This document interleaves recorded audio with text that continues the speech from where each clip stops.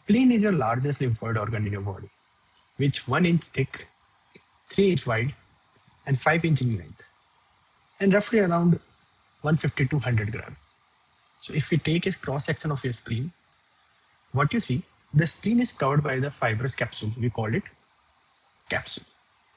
The capsule invaginates into the spleen parenchyma and make the trabeculae.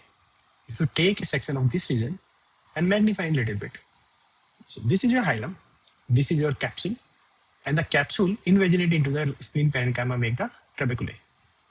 Your spleen is supplied by artery and the vein.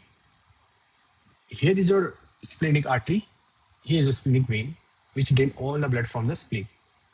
Your splenic artery become the capsular artery, and the capsular artery become the trabecular artery. In the spleen parenchyma, the trabecular artery become central arteriole. Your central arteriole is surrounded by T cells. We call it pulse, periarterial lymphoid sheath. In the pulse, there are some region where the bunch of B cells are also located. This cell is called a follicle. So this is your follicle and the pulse. Your pulse and the follicle together are called the white pulp, which are around 20% of the spleen parenchyma.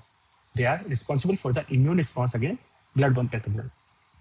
But the remaining all the parenchyma, which is 80%, is called red pulp, which contain sinusoid as well as cords. We also know the cord of Billroth. So this is your sinusoids in the spleen. If you magnify at this region, you can clearly see we have two pathways. We call it two type of theory, closed theory as well as the open theory. Your closed theory said your artery directly drain into the vein, but your open theory said the artery first is drain all the blood in the cords. We also know the cord of Billroth, and from there RBC squeeze into the sinusoid. Okay, so this is your entire diagram.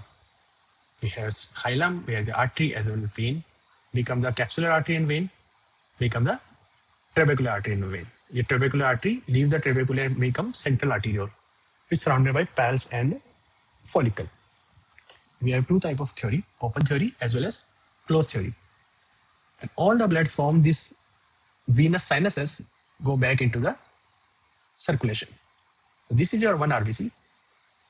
It's direct into the cords. From cords, it's into the sinusoid, and from sinusoid, it back into the circulation. So we can again see the same diagram, which are given in the Harrison. So it's a RBC in the central arteriole, which is surrounded by pulse, periarterial lymphoid sheath, as well as the follicle. From the central arteriole, this cell drain into the cords and squeeze into the sinusoid and back to the venous circulation. This is how the spleen separate all the blood-borne pathogen from the RBC and the other cells. The entire spleen parenchyma made up of two things: your white pulp, which is around 20% of your spleen parenchyma, as well as the red pulp, which is around 80% of spleen parenchyma. Your white pulp contain periarterial lymphoid sheath, as well as the follicle. The pulse is T cell dominant and the follicle is B cell dominant. That's why we have T and B cell. That's why we call it white pulp. And the red pulp has cord as well as sinusoid. This is your pulse, which is surrounded the central arteriole and the follicle. And the asterisk sign is your red pulp. Entire 80% of the spleen parenchyma is red pulp. If you magnify at this region, you can clearly see the red pulp contain sinusoid as well as the cord. The cord has lot of macrophage. So all the blood drain into cord, then squeeze into the sinusoid. Thank you.